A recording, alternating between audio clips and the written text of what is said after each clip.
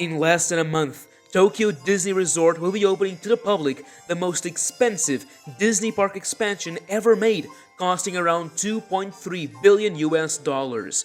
This major new area of Tokyo Disney Sea has 4 brand new rides, spectacular theming, a beautiful new hotel, and so much more to offer. So today, we'll be going over the new spectacular attractions and more from Tokyo's new Fantasy Springs.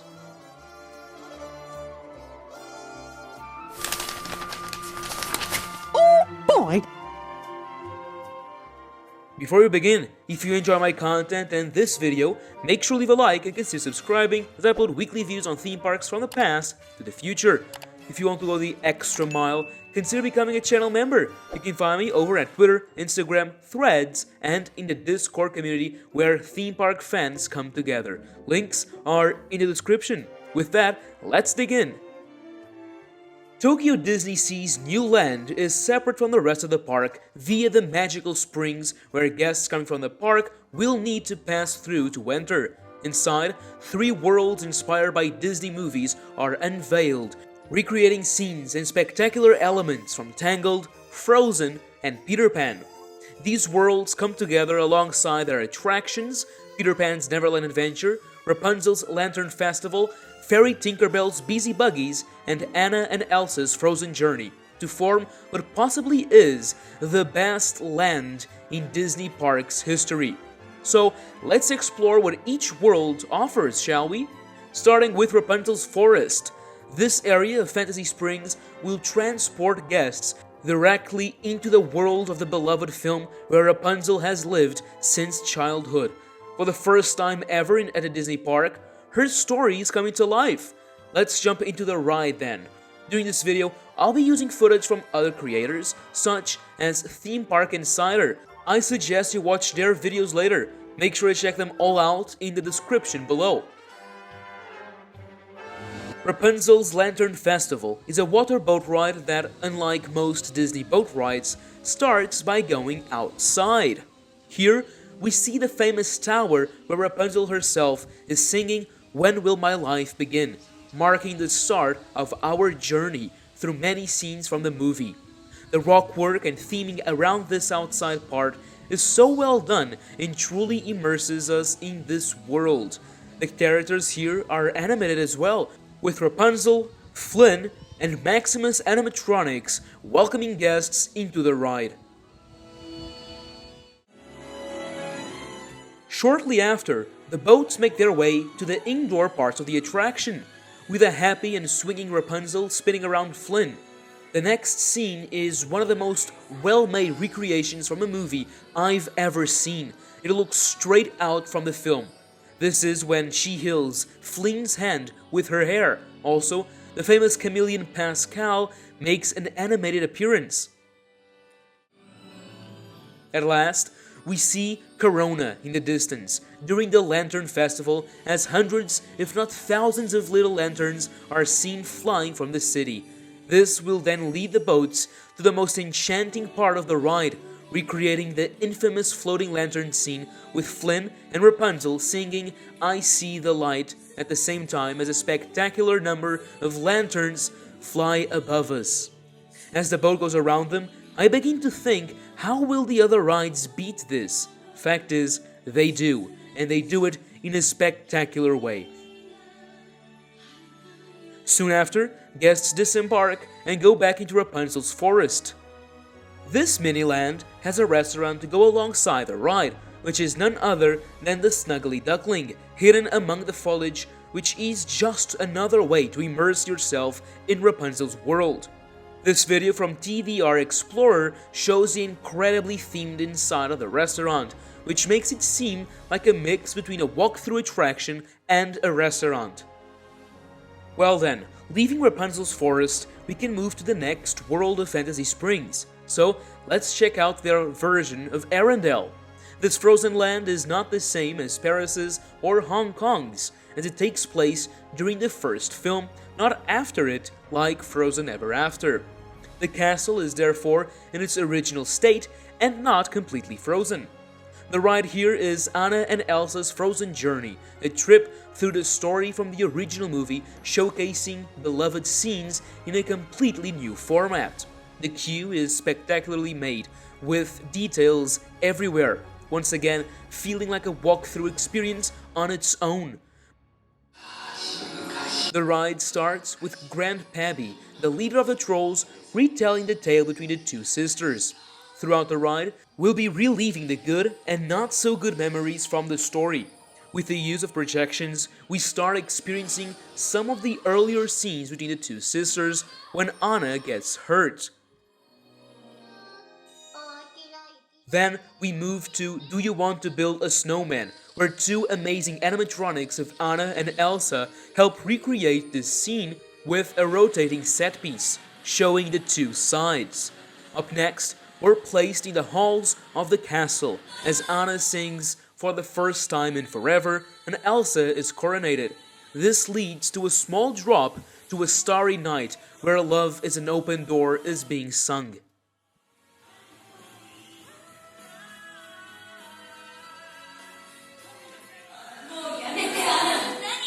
The mood shifts in the next scene, where Elsa freezes everything. With this comes a spectacular effect as ice spikes come from the ground and the water fountain is frozen.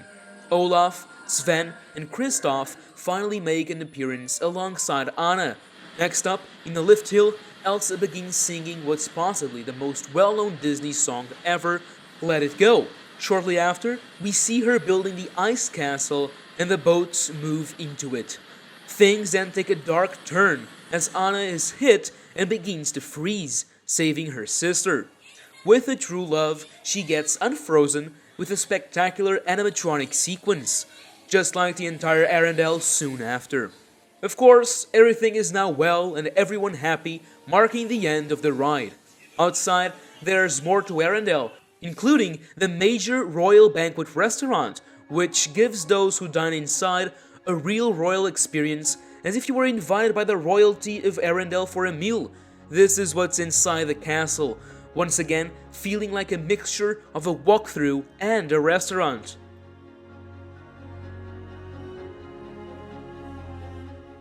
There's one more area of Fantasy Springs we have to go through, which is also my personal favorite. Peter Pan is a 70-year-old film, and seeing it get this amazing of a treatment is absolutely crazy. One out of the two rides here is Fairy Tinkerbell's Busy Buggies, a cute ride that shrinks guests down to the size of a fairy and where you go around the Fairy Valley and its changing seasons. Flowers, mushrooms, and so much more appear huge as you make your way exploring it all. The second ride, however, might just be the best of the four. Peter Pan's Neverland Adventure is a 3D motion simulator dark ride similar to the Amazing Adventures of Spider-Man in Universal Orlando that blends both real elements and screens together for a seamless experience. We start in the Lost Boys hideout and follow them into the lush jungle of the island.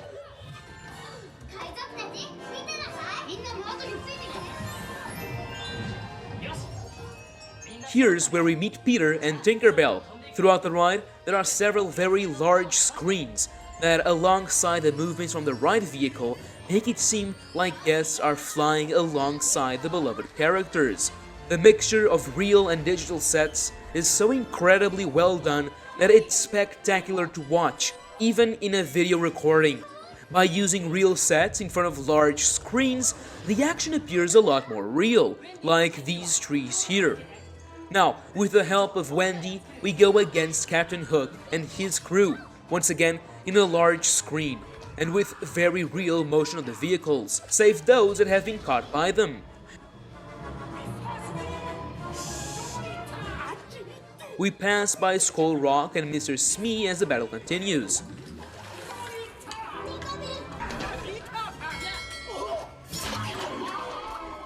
At last, Hook falls into the water and Tik-Tok the crocodile catches him. Once again. After this thrilling battle, we all make our way back to London with the help of yet another very large screen. The animation all throughout this attraction is just so well done, and the characters have been translated into 3D in such a good way too, that makes it all incredibly immersive and an instant classic in my opinion. The attraction ends as we follow Peter back to the Lost Boys hideout, and our journey is complete.